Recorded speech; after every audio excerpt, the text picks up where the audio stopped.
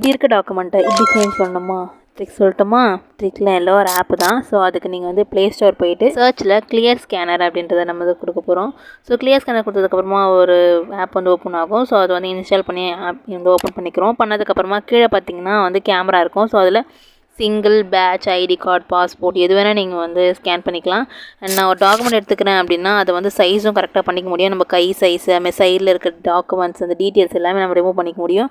So கொடுத்துட்டு tick கொடுத்தோம் அப்படின்னா நம்ம ஃபைல் எப்படி ஆயிரும், சூப்பராகிடும்.